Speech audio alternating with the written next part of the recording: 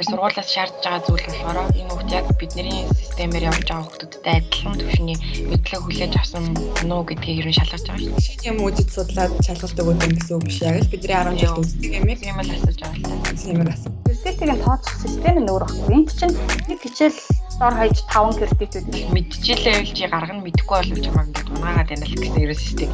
Онлайн бодгоо дахиж боломжтой болж боломжтой. шалгалтын тоогоор бүртүүлсэн. Яг л манай нөгөө SST ерөнхий шалгалт. За сайн байцгаана уу. Манай Чех улс дахь Монгол оюутан залуучуудын холбооноос бэлтгэн явуулж байгаа подкастын маань 3 дахь дугаар энхүү эхэлж байна. Өнөөдрийнхөө дугаараар бид нострификац гэж зүйлийн талаар өөрсдийнхээ туршлага дээр үндэслэн илүү дэлгэрэнгүй ярилцахаар шийдээд байна. Нострификац гэсэн энэ сэдвээр бид холбооныхоо Facebook хуудас болгон Instagram хуудас дээр бичвэрүүд бэлдэж оруулсан байгаа. Тэгэхээр та бүхэн эдгээр бичвэрүүдийг эхлээд уншиж танилцаарай. Тэгээд дэлгэрүүлээд мэдээлэл авах шаардлагатай гэж үзэх юм бол манай подкастыг үзээрэй гэж зөвлөе. Энэ дугаарынхаа description хэсэгт бид нар бас постуудынхаа холбоосыг оруулах болно. За тэгээд манай 3 зулаа байгалаа марланаар бол анх Чехэд бакалаврт сурахаар ирж ирсэнтэй. Тэгэхээр бакалаврт сурахад хийлэгдэг нострификацийн талаар илүү дэлгэрэнгүй та бүхний туршлагаас хуваалцъя гэж бодож байна. Эхлээд нострификац гэж юу яг юу юм бэ гэдэг тайлбарлаад өгөөч зулаа. За нострификац чинь болохоор юу л да Монголд 10 жил төгссөний дараа монголч чинь 11 одоо намайг ирж байхад бол 11 жилээр төгсөж исэн. Одоо 12 жил болсон. Чехийн сургалтын систем нь болохоор 13 жилээр төгсдөг. Тэгэхээр 13 жилээр төгсдөг хүүхдүүдийг сурсан одоо бидний 11 12 жилдээ багтаж сурсангүй тэнцүүлж байгаа гэх юм уу? Харьцуултыг ингээд тэнцүүлж өгж байгаа шалгалт тахгүй юу? Тэгэхээр бид нарыг 13 жилийн хүүхдүүд сурж байгаа мэдлэгийг адилхан хүлээж авсан гэдгийг ер нь харж байгаа гэсэн үг. Тэгээд нострификацийг чинь болохоор бүх ирсэн гадаад оюутнууд бүгд материалаа өгж явуулаад тэгээд шалгалтаа өгж байгаа штэ. Тэгэхээр нөгөө нэг харж байгаа өгж байгаа цагуудыг хараад хэдэн цаг одоо энэ нэг хичээлийг судалсан байна гэдгийг энд байдаг 13 жил яаж хэдэн цаг үздэгтэй харьцуулдаг гэсэн үг. Өөрөөр хэлэх юм бол ерөнхий боловсролын сургуульд үзсэн бүх хичээл тус бүрээр нэгээд нийт үзсэн цагаад жагсааж бичээд жагсаалтаа одоо Чехийн боловсролын яамд ч юм уу тухайн хариуцсан байгууллагт нийлгээнгүүд Чех үздэг цагтай үзэж гэнэ үгүй юу гэдгийг харьцуулаад цаг дутуу байх юм бол тэдгээр хичээлүүдээр нь шалгалт авна гэд хариу өгнө гэх тийм. Цаг дутуу байх юм бол ямар нэгэн шалгалт өгөх шаардлагагүй. Тэгэхээр сүүлийн үед манай боловсролын системд өөрчлөлт орсонтой холбогдоо хүүхдүүд 12 жил сурж ерөнхий боловсрол эзэмшиж байгаа. Тэгэхээр энэ харьцуулалт энэ цагийн ялгаа харьцангуй бага болж байгаа бах. Магадгүй зарим хүн бол шалгалт өгөх шаардлагагүй ч байж магадгүй. Монголоос заримдаа одоо бүр 10 жилийн системтэй байх үед 10 жилээ төгссөн хүмүүс Чехэд бакалавртаар ирж иж болох юм тиймэрхүү. Тэгэхээр тийм хүмүүс бол илүү олон төрлийн хичээлээр шалгалт өгч таах юм тийм. Тийм одоо тийм 11 онд намайг ер нь ирж яхад тэр үед нөгөө 11 жилээр төгсдөг байсан учраас өгчээсэн шалгалтын тоон аягүй их байсан байхгүй юу? Ер нь бол хам багта 4 шалгалт ч юм уу те. Тэгээ нөгөө тэр үед чинь боловсролын системээс хамаарат маш нөгөө байгалийн ухаан гэдэг хичээл оруулаад нөгөө нэг хичээлүүд ингээд нэгтгэсэн. Тэгээд байгалийн ухаан гэдэг хичээлд орж исэн одоо хичээлүүд байна шүү дээ тий. Одоо хим биологи гэдэг чинь бүр сүлд ингээд нэгтгэсэн шүү дээ. Ер нь их сонин байдлаар. Манайд бол яг тэгээд багасгсан байхгүй юу тэр хичээлүүдийг их үзүүлгээ байлангуудаа сонгоно гэдэг хичээлээрээ тоог инжсэн илүү оролдог ч юм уу тэгээ явцсан. Тэгээ яг тэр нөгөө нэг цагаар өгсөн чинь надад яг тийм сонин одоо хим биолог газар зүй тэгээд нөгөөх нь юу вэ? Ингээд 4 хичээлийн юу орж ирж байсан байхгүй юу? Шалгалт өгч мэдлэгийг баталгаажуулах хэрэгтэй гэсэн их сургуульд орохын өмнө. Тэгэхээр тэр үед бол 11 жилээр төгссөн хүмүүс бол ер нь бэрхшээлтэй байсан. Шалгалтын тийм. Тэгээ 12 жилээр болоод эхэлсэн чинь энэ нөгөө нэг юу н багасаад эхэлчихэж байгаа байхгүй юу? Чехэд анх ирээд энэ нострофикацтай холбоотой ямар ажлуудыг хийжсэн. Яг тэр процессыг ингээд яг дараалалаар нь гоё тайлбарлаад өгөөч. Би ч болохоор Карлиг сургуулийн хэлний бэлтгэлд байсан шүү дээ. Карлиг сургуулийн хэлний бэлтгэлийн нэг тэр давуу тал нь нэг гэх юм уу? Яг ямар материал хизээ хүртэл шаардлагатай гэдгийг хэлээд өгдөг. Ханаас яаж нөгөө орчуулагч болох уу гэдгийг хэлээд өгдөг. Бичвэрийн тэгээд тэр материалыг ааж өгөөд сургуулийн цаашаа нэгдсэн журмаар явуулаад тэгээд мэйлээр ямар амжилт өгөхөө мэдчихсэн. Тэгээд ямар процесс үсэн гэхээр би Монголд эхлээд ирэхээс өмнө Монголын аттаада англи хэл рүү орчуулад баталгаад орчуулгаар орчуулуулад дээрэс нь тэр цагийн мэдээллийг англи хэл дээр өөрөө бэлдээд тэгээд нөгөө нэг бэлдсэн материалаа сургууль дээр авч өгөөд ингээд би юу яах ч юм аа чек явах гэж байгаа. Тэгээд энэ мэдээлэл хэрэгтэй гэсэн тайлбарлаад тэгээд сургуулийн тамга юугаа гарын үсгийг аваад тэгээд тэрийг англи дээр би өөрөө бэлдээд ирсэн гэсэн үг. Тэгээд тэр хоёр ер нь бол хэрэгтэй. Тэгээд бүгдийг нь авчираад энд болонгууд англиас чек рүү орчуулдаг орчуулагчаад өгөөд тэгээд тэр материалуудаа чек хэл рүү орчуулж аваад сургууль дээр авч өгөөд надад нострофикац өгч ирсэн. Цаашаа нэгдсэн журмаар явуулж ирсэн гэсэн. Тэгвэл би 12 жилээр төгссөн. Миний үзсэн хичээлээд үзсэн цаг хамаагүй хангалттай их ус учраас 2 хичээлээр өгч ирсэн. Тэгээд англи хэл газар зүй 2-оор 3 сард шалгалтаа өгч ирсэн. За баярлалаа. Тэгэхээр ер нь бол Монголоос ирэхээс өмнө бас бичиг баримтуудаа сайхан англи хэл рүү баталгаад орчуулгаар орчуулад бэлдээд ирэх хэрэгтэй тий. Тэгээд нэгэнт чехэд ирсэн хойно заавал яг чехийн тамгатай чех хэлний орчуулагчаар бичиг баримтаа орчуулахыг эндээс шаарддаг. Тэгэхээр нэгэнт англи хэлнийх нь хувилбарыг баталгаад орчуулах хувилбар байж байгаа юм чинь тэрийг орчуулахад бол харьцангуй гайгүй асуудал багтай. За тэгвэл одоо байгалагаас асууя. Ямар хичээлээр шалгалт өгч ив? Ер нь шалгалт өгөхөд хэр хүндрэлтэй байдیں۔ Дээрээс нь чех хэл сайн сураагүй хүн яаж шалгалт өгөх вэ? Би болохоор бас яг зулаатай адилхан 1 жилийн төгсөлт яг 11 жилээр төгссөн. Тийм болохоор яг тэр жил түгээр ингээс хойш байгалийн ухааны хичээлүүдийг нэгтгэсэн болохоор 7 хоногт үздэг хичээл нь цаг нь бага болцсонсон. Тийм болохоор би болохоор анх нэг study plan-аа бэлтгэхдээ болохоор ийм нострофикац гэдэг шалгалт өгдгийг бол мэдээгүй. Яг нөгөө үнэн чанараар 7 хоногт нэг үзсэн одоо хим физикийг бол би сонгоогүй болохоор 7 хоногт нэг л цаг нэг удаа л ордог гэсэн. Үзчихсэн гээд бичсэн. Тэгээ ирсэн чи яг тэрийг ашиглаад нострофикац одоо дүүцүүлэх шалгалт өгөх болсон гээд тэгээд яг нэг сард бас юу яжсан 20 дугаар семестр эхлэхэд ямар хичээлээр хаана өгөхийг нь хэлж өгчээсэн.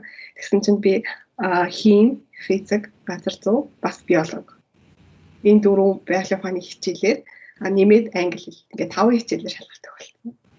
Тэгээд 5 хичээл болохоор би болохоор бас Карлиг сургуулийн Маринская ласныг салбарт сурч байсан.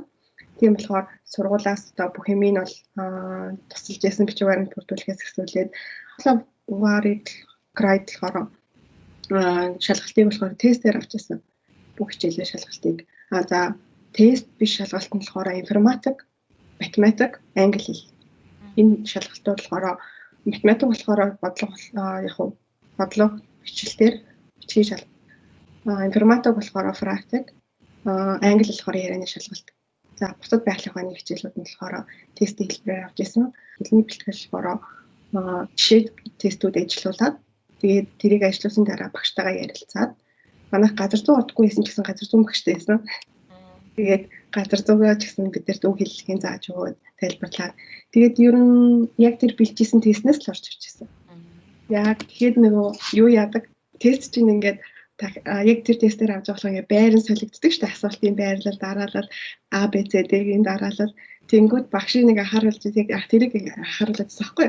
Тэг яагаад анхааруулад байгаа юм бэ гэхээр араб оюутнууд яг дараалал нь чижилчдэг билээ. Тэгээ шалгалтандаа оронгуудаа яг дараалалаар нь бүлчдэг. Тэг нь болохоор ингээд тест чи холигдсон шүү. Тэгээ вариантууд нь ч юм уу хариултууд нь холигддог. Зарим хичээл нь болохоор тестийн хэлбэрээр ороод ирдэг. Тэгэхээр хэл сурж байгаа хүмүүс бол тэр нь харьцангуй гайгүй байж болох. Тэгээд зарим нь болохоор шууд ярианы юм эсвэл бичгийн хэлбэрээр орж ирдэг гэж шүү дээ. Энэ тохиолдолд хүмүүс ер нь яаж шалгалтаа өгдөг вэ? За би математикийн шалгалтыг өгж байгаа болохоор сайн мэдэхгүй байна. Гэтэ манайд математикийн хичээл орж ирсэн болохоор гайгүй байсан байх. Математикийг бол тэр 16 17 оноос нэг хүүхэд л өгч ирсэн. Информатикийн үг хэллэгүүд нь болохоор информатикийн ангид оруулаад одоо нөгөө үг хэллэг кейбордын юмнуудыг бүгднийг нь бол зааж ирсэн. Информатикаар шалгалтыг өгч байгаа хүүхдүүдэд газар зүй ордгоо болохоор газар зүй үг хэллэгүүдийг ч гэсэн бас зааж ирсэн. Бусад хичээл одоо физик хим биологи бол угаасаа манай үндсэн хичээл болохоор бүгд ерөнхийдөө нэг семестр үздсэн болохоор тэгээд тест бүглэхэд бол асуудалгүй ярианы шалгалтгүй юм чинь. Гэхдээ ер нь бол бүх хүмүүст орчуулагчтай энэ шалгалтуудад орох эрх нь байж байгаа те. Яг хөө хэлний бэлтгэл байгаа хүүхдүүд ингээд ямар хэлний бэлтгэл байгаагаас хамаарат хэрэгтэй үг хэллэгийг заагаад өгчдөг гэж байна. Гэтэл бүх хэлний бэлтгэлүүд тийм биш шүү дээ. Карлес их сургуулийн хэлний бэлтгэл ер нь тиймэрхүү байна. Бусад сургуулиудаар тэгэхээр орчуулагчтай орох боломжтой тийм ээ? Боломжтой.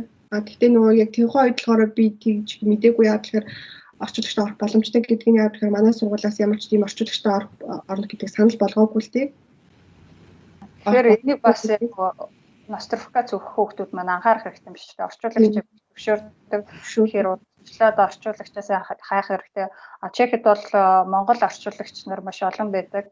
Тэгэхээр тэр орчуулагчаа урьдчилж олоод цагаа тохироод одоо шалгалтын цагийг цаанаасаа өгчдөг. Гэтэл орчуулагч чинь бас ингээд ийш тийшээ хоол яваад орчуулга бүтэн өдрөөр хийхэд бас цаг нь тийм амаргүй байдаг болохоор урьдчилаад орчуулагчаа олж цагаа тохирох хэрэгтэй юм тийм ээ.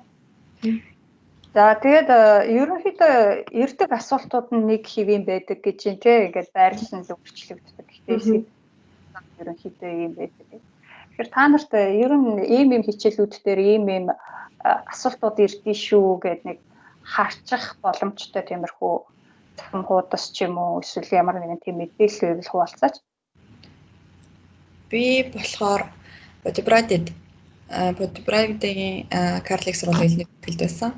Тэгэхэд тэндээс тэнд ч угаасаа бас л яг л адилхан хэлний бэлтгэл сурж байгаа маш олон оюутнууд байгаа шүү дээ. Бүгд л нострификац өгч байгаа. Одоо чинь Орос оюутнууд байна уу те манайхан Аз гэд бүгд ингээд нострификац өгдөг. Тэндэртээ ингээд нийлээд явж байхад надад ийм Орос сайт үзүүлчихсэн. Энэ дээр болохоор бүх төрлийн мэдээлэлүүд хэрэг Орос хэлтэй бол тэгээ нострификац гэдэг энэ зэс рүү н ороод явахад яг ямар чамаар явагддаг, яаж явагддаг гэдэг ингээд бүх материалууд одоо энэ байгаа юм л та. Аттестатны нострификацийг хийхэд яах вэ? Тэгээд эшээ ороод ямар ингээд материалууд бэлдэх үү гэдээ бас ихтэй Орос хэл дээр. Гээд энийг үзэж хагаад доор нь болохоор яг ийм хичээлүүдтэй одоо энэ жишээ нь англи хэл гэж байна тий. Англи хэл гэх тэнгууд яг ямар асуулт ирдэг. Энэ бол асуултууд бол намайг гэрснээс хойш юу нь өөрчлөгдөг. Жил болгоо иймэр байгаа. Жишээ нь 15 билет байна тий. Эндээс манайд нэг юм байсан. Хоёрын суглаад аль хүснээ ярьд юм бэлээ. Миний шалгалтнаар бол тэгжсэн. Тэгээд энэ сэдвүүдээс хоёрыг суглаад аль нэг нь ярьж исэн. Эсвэл одоо эндээс би бас газар зүй рүү өгчсэн. Тэгээд газар зүй гэдэг нь ингээ ороонгууд. Одоо газар зүйн талаар одоо газар зүйн талаар хамгийн юу гэх юм бол тип болгоны талаар нэг онцлогийг ярьдаг ч юм уу те. Одоо эхний билет нь гэхэд Африкийн тухай, хоёр дахь билет нь Австралийн тухай. Тэгээ эндээс бас 2 билет суглаад тэгээ ярьдаг. Ам шалгалтууд миний хувьд бол өгчсэн. Тэгээд хэрвээ Орос хэлтэй хэлгүй байсан ч гэсэн ер нь ингээд сайн ухаад үзэх юм бол энэ дээр бүх асуултуудын мэдээлэл байт юм лээ. Тэгээд вебсайтн дээр байж байгаа мэдээлэл юм чинь Орос хэл мэдэхгүй байсан ч гэсэн Google Translate энэ төр ашиглаад яг Google ашиг орчуулад авъя гэх юм бол бэлэн мэдээлэл нь ингээд байж байгаа юм байна тийм ээ. За тэгэхээр та хэдийн хувьд бол яг ингээд хэлний бэлтгэлээр хамгийн эхлээд суралцчихсан болохоор хэлний бэлтгэлээс нь айгүй их дэмжлэг үзүүлээд чиглүүлээд харьцангуй асуудал багтаа энэ процессыг хийсэн байна тийм. Тэгвэл одоо Монголоос ирж суралцах сонирхолтой оюутнууд донд эхний бэлтгэл сурахгүй шууд англи хэл дээр ихтэй сургуульд сурахаар ирж байгаа хүүхдүүд олон байгаа тийм. Тэдгээр хүүхдүүдийн хувьд нострификац яаж хийх юм болоо? За тэдний хүүхдүүд чинь бас яг адилхан л та. Ирээл бас нострификац гэж өгөх хэвээр. Одоо сургуультаа тэмцээд ирсэн байсан ч гэсэн эхний жилдээ энэ нострификац гэдэг зүйл авах хэрэгтэй болж таарна. Тэгэхээр сургуулиас шаардж байгаа зүйл болохоор энэ хүүхд яг бидний системээр явж байгаа хүүхдүүдтэй адилхан түвшний мэдлэг хүлээж авсан нуу гэдгийг ер нь шалгаж байгаа шүү дээ. Гол нь юу? Англи дээр сурж байгаа хүүхдүүд чинь өөрсдөө нөгөө нэг чех хэлний мэдлэггүй байгаа. Тийм болохоор баталгаад орчуулагчтайгаа очино. Одоо орчуулагч гэсэн бүртгэлтэй тийм орчуулагчийг олоод тэгээд орчуулагч бол яг орчуулад өгч шүү дээ. Тэ энэ асуулт юм ярьж байна гэхээр юундаа маш сайн бэлдэх хэрэгтэй бас адилхан. Одоо систем нь ер нь бол адилхан, асууж байгаа асуултууд нь ч гэсэн адилхан. Тэгээд бас нөгөө юунаасаа шалтгаалт юм шиг үлээ. Аль хотод өгөх гэдэг бас аягүй чухал. Жишээлбэл бусад одоо хотууд нэг краяараа ярих юм бол ер нь бол практ өгж байгаа бол ер нь жоохон хүнд ирдэг. Нострификацийн шалгалтын хэмжээнд түвшиндөө гэх юм уу. Бусад ер нь хотуудынхаа бол арай жоохон ингээд юм зөөлөвчсөн, орой жоохон хялбарчилсан байлгаад юм шиг үлээ. Энэ хараад хаад. Прагийн ч юм бол нэг гимназиумнууд дээр, гимназийн сургуулиуд дээр авчиж өгдөг. Тэгэхээр багш нар нь яг тэр нөгөө авч байгаа багш нар нь гимназийн багш нар байдаг байхгүй юу? Ер нь их хвчлэн. Тэгэхээр яг тэр багш нар чинь жоохон одоо өөрсдөө хүүхдүүдтэй харьцаж байгаа юм шиг л асуулт асууж байгаа байхгүй юу? Ер нь бол за энэний талаар яг ингээд яриадах гэдэг юм уу ч нэг Монголын ерөнхий боловсролч ер нь бол ерөнхийд нь үздэг штэ тий. Бид нар бол нэг наривчилж үзээгүй. Энэ хүүхдүүд чинь нөгөө яг тэр чехийн системдээ нөгөө нэг сүүлийн хэдэн жилд яг нэг юм гүнзгирлээд үзсэн байгаагаар багш нарын бол тэр талаас асуух гад хараад байдаг. Тэгээ нөгөө одоо бол бас гайгүй болсон л агаалтай олон оюутан ирж сурж байгаа учраас орсууд чинь бол их хвчлэн маш олноор ирж сурдаг штэ энд. Тэгэхээр багш нар надад бас нөгөө нэг ийм хэмжээгээрээ асуух хэрэгтэй байна гэдээ бас мэдсэн байгаа л да. Гэхдээ ер нь бол нострификацийн шалгалт бол тийм амархан шалгалт ерөөсөө бол биш. Маш сайн бэлдэж, маш сайн ингэж нөгөө нэг өөрийгөө бэлдэж л авахгүй бол зүгээр ингээд чамайг багш чинь одоо багшаа бид хичээ гэж ярьдаг ерөөсөө шалгалт ерөөсөө биш. Энэ бол яг л ингээл чамайг суулгаад мэдчихлээ чи гаргана мэдэхгүй бол чамайг ингээд унгаагаад байна л гэсэн ерөө системтэй.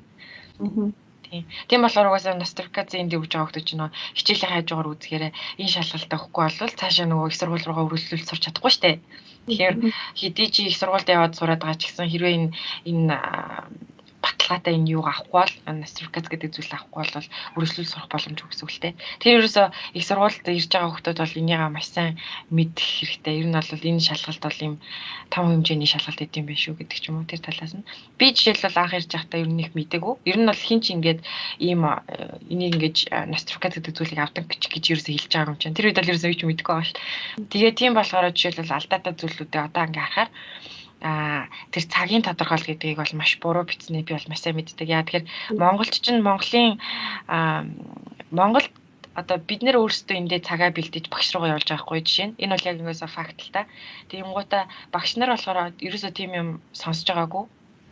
Юун цагийн тодорхойлтын те яагаад авах гэж байгаа юм. Манай 10 жилийн багш захирал нь хүртэл өөрөө мэдэхгүй байхгүй одоо дамаг дарж өгж байгаа юм шүү дээ. Тэгэхэд чинь яагаад юм юу яаж байгаа гэхээр нөгөө гадаад сурж байгаа хүмүүс заавал ийм шаардлагатай гэдэг амар ховор байдаг. Захирлуудаас асууж байгаа одоо хүсэлт нь. Тэгэхэд чинь Улсын сургуульд сурж байгаа тэр олон хүмүүс дунд чинь нэг тийм юм орж ирэх хүмүүс ер нь бол тэрнийг бол амар ингэж чухалчилж авч үздэг байхгүй юу. Тэгэхээр бид нэр өөрсдөө бэлтэн тэрнийгаа тэр одоо цагаа өөрөө бэлтэн. Тэгээд яг тэрнийгаа ингээд яг лимитерд цаг үзэн гэдгийг өөрөө яаж болохоор цаг дээр өөртөө маш анхаарч хийх хэрэгтэй юм байлээ.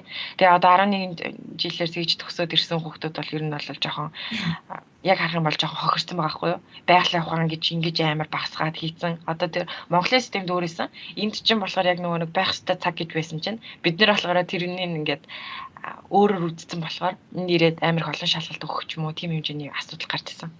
Яг тийм асуудал л тулгарч ирсэн. Гэхдээ ер нь бол бидний одоо мэдлэг бол өөр гэсэн үг биш. Тийм авсан мэдлэг нь бол дэжлэхэн.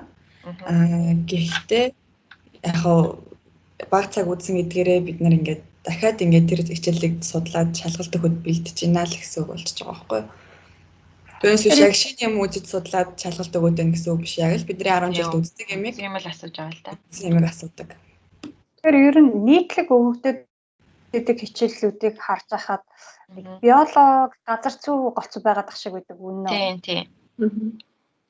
Байгалаа ухааны чиглэлийн хичээлүүд. Тэгээ манай дээр нөгөө системд өөрчлөлт орсонтой их холбогдолтой байна. Тэгэхээр яг тэдгээр хичээлүүд дээр нийт цагаа чагсааж бичдэг хүүхдүүд хамгийн их анхаарлаа хандуулах хэрэгтэй байна. Бас нэг зүйл нь болохоор бичиг баримтаа анхнаасаа орчуулж ирэх анхаарах хэрэгтэй байна. Тэгэхээр бакалаврын нострификацийн талаар дэлгэрэнгүй сайхан тайлбарлаж өгсөн та гуравтаа баярлалаа. Үргэлжлүүлээд би өөрөө магистрийн нострификацийн талаар ярих гэж бодож байна. Магистрийн нострификацийн хувьд бол шалгалт өгнө гэсэн асуудал байхгүй. Тэр нь их сайхан. Гэхдээ ер нь их яригтай асуудлууд явцын тунд үүсдэг. Тийм болохоор энэ нострификацтай холбоотой бичиг баримтаа бүрдүүлэхдээ маш эртнээс бүрдүүлэх хэрэгтэй. Хамгийн нэгдүгээр Монголоос ирэхээс өмнө за Монголоос ч байна уу альсвал тэр бакалаврынхаа дипломыг авсан газраасаа тодорхой хэдэн бичиг баримтуудыг бүрдүүлж баталгаажуулж сургуулаараа баталгаажуулж авах хэрэгтэй. Энэ юу гэдэг вэ гэхээр хүн болгонд угаасаа диплом болон дипломын хавсралт нь байж байгаа тийм. Тэрийг англи хэл дээр баталгаат орчуулж хэрэгтэй. Дипломын хавсралтан дээр чинь за дипломын дээр нэгдүгээр одоо нөгөө major буюу үндсэн мэргэжил гэдгийг зарим газрын диплом бол тодорхой бичээгүй байдаг. Одоо жишээ нь би энэтхэгт бакалавра төгссөн болохоор би диплом дээр MPCIS буюу Mathematics, Physics, Computer Information Science гэсэн байж байгаа. Гэтэл миний яг нөгөө үндсэн сурсан мэргэжил нь болохоор Computer Information Science буюу компьютерийн шинжилгээ ухаан баггүй. Тэрнээс болоод яг намайг нострификац хийлгэж авах үед таны үндсэн мэргэжил чи математик юм уу, физик юм уу, компьютерийн шинжилгээ ухаан аль нь юм бэ гэж асуух харин би компьютерийн шинжилгээ ухаан гэсэн чинь за тэгвэл энийг илтгэсэн бас нэг юм бичиг баримт өгөө гэж хэлсэн. За дараагийнх нь болохоор дипломын хавсралт дээр бүх хичээлүүдийн чинь нэр нь дүнтэйгээ байж байгаа тийм. Тэгэнгүүт тэр хичээлүүдийн чинь нэр чинь яг тодорхой ойлгомжтой байна уугүй юу гэдгийг хардаг. Минийх дээр жишээлх юм бол математик 1 2 3, физик 1 2 3 гэдэг амар ерөнхий бичсэн. Яг математик 1 дээр number theory үзсэн юм уу, дифференциал үзсэн юм уу гэдэг нь тодорхой биш. Тэгэхээр би тэрийг нь бас тусдаа чагсаалт бэлдээд би чинь бакалавра аль 8-9 жилийн өмнө төгссөн шүү дээ. Тэрийг бэлдээд сургууль руугаа явуулаад тэндээс хамаг даруулаад тэгээд наашаа явуулна гэд айгүй их цаг дээрээс нь шууд яаралтай шууд мөнгө төгрөг гэдэг айгүй их юм алдчихсан. Дээрээс нь тухайн хичээлүүдийн хөтөлбөрүүд буюу силабус ихэнх тохиолдолд шаардлагатай зөвхөн дээр гэлтгүй бас надтай хамт хэлний бэлтгэл сурч байсан маа найз нараас бас асуугаад байсан. Яг энэ хичээл дээр хэдэн цаг юу үзсэн байт юм бэ? Угаа хэдэн цаг биш. Ерөнхийдөө ингээд ямар сэдвүүд үзсэн байт. Тэнгүүд чинь ихэнх ихтэй сургуулиудын цахим хуудас руу норонгууд за энэ мэргэжлийн хувьд ийм хичээлүүд үзнэ. Энэ хичээл дээр нь ийм сэдвүүдийг үзнэ гэсэн юм веб хуудсан дээр байж байгаа тийм. Манай сургуулийн хувьд бол тийм байдаггүй. Монголын ихтэй сургуулиудын хувьд за миний мэдхээр TIS, MOIS 2 ер нь тиймэрхүү мэдээлэл нь гайгүй дэлгэрэнгүй байдаг. Тэгэхээр ийм мэдээлэл нь бэлэн байж байгаа бол зүгээр тэр цахим хуудасныхаа линкийг нь бичээд л өгчөд хангалттай. Байхгүй бол дахиад тэр бичиг баримтаа өөрөө бичээд сургуулийн хад хамгаар баталгаажуулаад тэгээд шуудангаар нөгөө нострификац хийлгэж байгаа газар руугаа явуулна гэсэн үг л дээ. За дараагийн анхаарах зүйл гэхээр кредитийн тооцоолол. Чехэд бакалаврын диплом авахын тулд оюутан дор хаяж 180 кредит гүйцсэн байх хэрэгтэй байдаг. Гэтэл Монголынх жишээлх юм бол 120 кредит байж тээ. Яа тэгэхээр кредитийг нь тооцох систем нь өөр байхгүй. Энд чинь нэг хичээл дор хаяж 5 кредит байдаг. Ер нь дунджаар нь 5 кредит. 5-аас доош кредиттэй хичээл гэж баг байхгүй тий. Тэгэл 5 6 бүр 8 хүртэл кредиттэй байдаг. Гэтэл Монголд чинь ихэнх хичээлүүд нэг 3 2 кредиттэй, дээдлэн 4 кредиттэй байж байгаа шүү дээ. Гэтэл яг тэрүүгээр бодоод үзэнгүүт яалтчгүй кредитэнд нь хүрдэггүй. Тэгэхээр дахиад нөгөө энэ яг хэрвээ интернет дээр Монгол улсын жишээлх юм бол кредитийн системийг Европын кредитийн систем рүү ч юм уу хөрвүүлэх аргачлалыг харуулсан тийм цахим хуудас байдаг болоо шууд тэрийг харуулчих болно. Тийм байх бол ахаад л нөгөө үдсэн хичээл болгоныхаа 7 хоногт тэдэн цаг семинар, тэдэн цаг лекц үзсэн. Тэгээ нийтдээ тэдэн 7 хоног үзсэн гэдэг өөрөө жагсаалтаа бэлдээд дахиад сургуулаараа батлуулаад тэр бичиг баримтаа нострификацтай бас хавсаргана гэсэн үг. Ерөнхийдөө саяхан хэлсэн 3 юмыг анхаарах хэрэгтэй. Мэргэжилтэн тодорхой бичигдсэн байна уу? Хичээлүүдийн чинь нэр тодорхой бичигдсэн байна уу? Хичээлээр үзсэн сэдвүүдийг чинь хаанаас олж харж болох юм? 4 юм байна. Дөрөвт нь тэгээд кредитийн хөрвүүлэх гэсэн ийм юмнуудыг бүрдүүлнэ. Тэгээд нострификац хийх газар нь болохоор Чехийн томоохон ихтэй сургуулиудад алинд нь шийдэж болно. Ерөөсөө сургуулийнхаа нэрийг бичээл жишээлх юм бол Прагийн техник их сургуулийг ЧВУ-тэй гэдэг. ЧВУ-тэй нострификац гэж бичээл хайнгууд яг ЧВУ-тэй нострификац хийлгэхэд ямар процессор явах уу гэдэг дэлгэрэнгүй тайлбартай бас хідэн ямар дансанд тушаах уу гэх бүх юм нь байж байгаа. Сургуулаа яаж сонгуул зүгээр вэ гэхээр таны сурах гэж байгаа төрлийн мэргэжлэр аль болох олон хөтөлбөртэй сургуулийг сонгосон зүгээр. Жишээлх юм бол техникийн чиглэлээр сурах гэж байгаа хүн бол Прагийн техникийн сургууль буюу ЧВУ-тэй гэсэн. Байгалийн ухаан, бусад хүмүүнлэгийн ухааны чиглэлээр бол Карлийн их сургууль гэх юм те. Ер нь ингээд нэг Карлийн их сургууль, ЧВУ-тэй, Хөдөө аж ахуйн их сургууль, Масарикийн их сургууль гэсэн хэдэн том сургуулиудынх нь аль нэгийг сонгоод нострификац хийх хэрэгтэй. Тэгээд нострификац одоо энэ таны материалыг тухайн сургууль хүлээж аваад нөгөө дүүцүүлэлтээ хийх хугацаанд дор хаяж сар гэдэг. Гэтэл энэ сараас ч өмнө нөгөө материал чинь дутуу, хөтөө гэл янз янзын юм босоор айгүй хууддаг. Тэгээд намайг нострификац хийлгэж яхад манай нэг Колумб найзын хувьд айгүй сонин асуудал гарч ирсэн. Бакалавра маань хүн айгүй сонин нарийн мэргэжлэр уул уурхайн холбогдлолтой нарийн мэргэжлэр хийсэн байсан. Тэгсэн чинь яг тийм мэргэжлийн хөтөлбөр Чехэд байдаггүй бүр. Аль ч их сургуульд нь. Тэгээд манай сургууль чинь яхийг хийж чадахгүй наа энэ сургууль руу явуулаад үзээд хэд хэдэн сургуулиар дамжиж явсаар агаад нөгөө хөлт чинь 1 сард өгсөн материал нь бүр 8 сард нострификацийнхаа хариуг авч ирсэн. Тийм сонир тохиолдол байна. Бас нэг сонирхолтой тохиолдол гэх юм бол зам тээврийн чиглэлээр илүү барилгын чиглэлээр илүү сурч төгсөөд энд мастерт сурахаар ирсэн нэг оюутан. Африкийн нэг орных байсан шиг санагдчихэ. Юугаа өгсөн чинь Арабын чөлөөний орных байсан. Материалаа өгсөн чинь эндхийн мастертай дүүцсэн дипломтой олж таарад нөгөө мастерт сурч ирэх гэсэн хүн шууд докторт сурсан. Тийм тохиолдол байсан. Тэр чинь хэрэг нэрээ санаж юм тий докторт орчихсон шүү дээ. Тий. Тэгэхээр их ерөн сонирхолтой зүйлс тохиолддог. Тэгэхээр яриад сонсоод нөгөө мастертэй шүү дээ. Одоо ингээд бакалаврт англи чигээр сурсан, мастер чигээр сурсан нострификац англи хэл дээр яадаг юм бэ? Би ер англи хэл дээр мастер сурч байгаа нострификац гэсэн гэж сонсож байгаа юм. Мастерын нострификац ч одоо нөгөө бакалаврын шиг юм шалгалт өгдөггүй болохоор харьцангуй айгүй наашаа ирэхээс өмнө яг нөгөө энд ирсэн хойно заавал материалыг бүртгүүлэх шаардлагагүй. Наашаа ирэхээс өмнө тэр материалуудаа бэлдээд их хвчлэн яг нөгөө сурахаар зорж байгаа тухайн сургууль руугаа материалаа явуулчихгоо тухайн сургууль нь дүүцүүлэлтээ хийгээд байна. Манайхан ч ихэнх нь Масарикийн их сургуульд англи хэл дээр мастер сурахаар ирээд шүү дээ. Тэгэхээр бид дандаа Масарика сургууль руу явуулчихгоо тэндээс нь дүүцүүлэлтээ хийгээд өчтөг. Тэгэлгээр ирж байгаа хүмүүс болохоор харьцангуй гайгүй тэгээд өөрөө хийх юмд баг байдаг болохоор нэг мэдрэхгүй өнгөрчдөг. Хуваараа сурах гэж байгаа хүмүүс бол яг ийм нострификац хийх юм байх шүү гэдгээ урьдчилж мэдээд Монголд байж байхдаа хамаг материалаа бэлдээд тэгээ ер нь урьдчилаад нострификацийн материалаа тухайн сургууль руугаа ч юм уу явуулчих хэрэгтэй л гэсэн үг. Зулаа хэлжсэн шүү дээ нөгөө юм нострификац ч юм уу тийм амархан шалгалт биш ээ гэдэг. Манай Прагийн хувьд болохоор бусад кредит одоо Прагийнхныг хараад хахад бол уусаа амархан байсан. Тэрсээ ч гэсэн оюутнууд унжсэн. Тийм болохоор тэр бол яг цаанаас нь цаан бүхэн ч бэлдээд өгсөн ч гэсэн бас ундаг шүү гэж. Тийм бэлтгэл маш сайн байх хэрэгтэй гэж юм. Маад бас тэр шалгалтыг заахад дүн өгдөг шүү дээ. Нострификац шалгалтын дараа дүн өгдөг. Тэгээд чехүүд 1 2 3 4 гэж дүн өгдөг. Тэгээд хэрвээ 4 авах юм бол ундаг.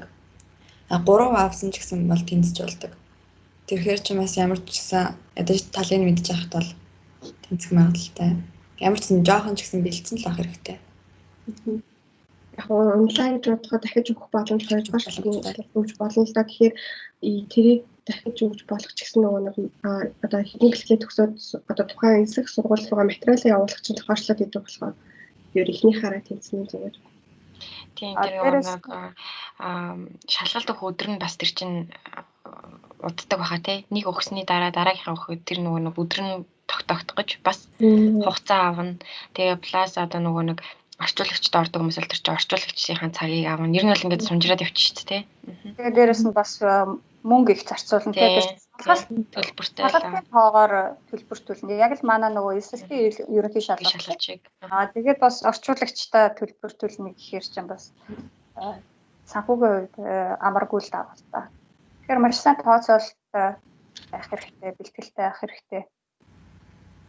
За тэгээд өөрсдийнхөө туршлагаас ностальгицийн талаар хуваалцсан бүхэндээ баярлалаа. Үзэгчтэй хандаж хэлгээд биднээс асуулт байвал коммент хэсэгт бичиж үлдээгээрэй. Хэрвээ манай YouTube хуудсанд subscribe хийх юм бол чекэд сургалттай холбоотой мэдээллүүдийн өгөхийн подкастыг маань цагаат хэлгүй сонсох боломжтой. Тэгээд дараагийн дугаараар ирэх уулзалтаа баярлалаа. Bye.